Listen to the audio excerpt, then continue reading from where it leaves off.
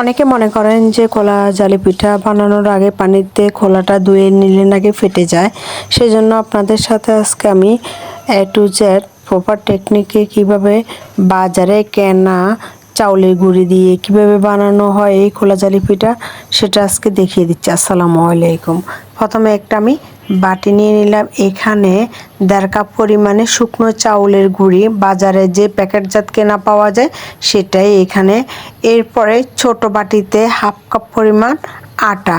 আপনারা যদি ময়দা দিতে চান সেক্ষেত্রে ময়দা 1.5 কাপ চাউলের গুঁড়ির জন্য 1 টেবিল চামচ ময়দা দিবেন, এর থেকে বেশি দিবেন না। আর এখানে আপনাদেরকে দেখিয়ে দিলাম, মানে হাতে যেন তাপটা সহ্য হয় এরকম পানি দিয়ে গরম পানি দিবেন। এখানে বেশি পানি গরম দিবেন না, দিলে পিঠাটা কিন্তু রুটির মতো হয়ে যাবে, জালি ফুটবে না। সেজন্য অল্প অল্প করে দিয়ে আপনারা ধীরে স্থির করে এই ডোটা তৈরি করবেন। অনেকে এই ডোটা তৈরি করতে না পারলে কিন্তু পিঠা হয় না। এটা একটু ধৈর্য ধরে আপনারা দেখবেন। পানিটা একদমই ঠান্ডাও না একদম গরমও না, হালকা তাপ তাপ মনে হবে এরকম পানিটা কিন্তু বাজারে কেনা চাউলের গুঁড়িতে দিতে হয়, না হলে পিঠা সুন্দর হয় না। আর গন্ধটা এরকম হয়েছে সেটা আপনাদেরকে আমি দেখিয়ে দিচ্ছি।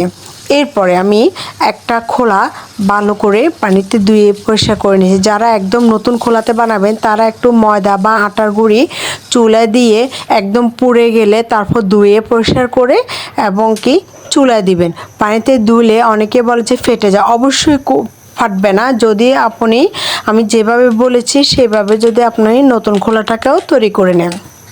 আবার বলে দিচ্ছি, এখানে অনেকে বলে যে হাঁসের ডিম ছাড়া ফিটা হয় না। অবশ্যই হাঁসের ডিম ছাড়াও ফিটা হয়, মুরগির ডিমেও কিন্তু পিঠা অনেক সুন্দর, সেটাও দেখিয়ে দিলাম।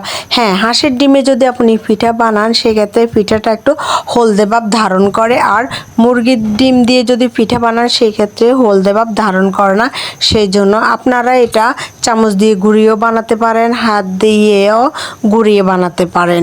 এটা দুইভাবে হবে। যদি আপনি ডোটা ভালো করে তৈরি নেন, অর্থাৎ আটাটা যেভাবে ভালো করে তৈরি করতে পারলে কিন্তু পিঠা সুন্দরভাবে হয়ে যায়।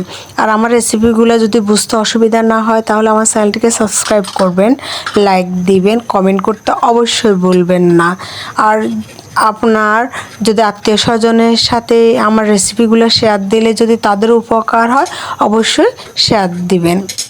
আপনাদের যদি কোনো পিঠা বা কোনো রেসিপি যদি প্রয়োজন পড়ে, যদি আপনাদের জানার ইচ্ছা অবশ্যই আমাকে কমেন্ট করে জানাবেন। আমার যদি জানা থাকে অবশ্যই আমি আপনাদেরকে জানাবো বা রেসিপিটা আপনাদেরকে দিব। দেখেছেন গুঁড়িয়ে গুঁড়িয়ে কি সুন্দর জালি ফুটছে। আপনারা এটা চামচ দিয়ে বানালেও কিন্তু এরকম সুন্দর জালি ফুটবে। আপনাদের দেখার জন্য দেখিয়ে দিলাম। এটা ঢাকনা না দিলেও পিঠা কিন্তু হয়, ঢাকনা দিলে পিঠাগুলো কিন্তু সবচেয়ে বেশি সুন্দর হয়। দেখেছেন, এটা হাঁসের মাংস এবং কি গরুর মাংসের সাথে খেতে কিন্তু অসাধারণ লাগে।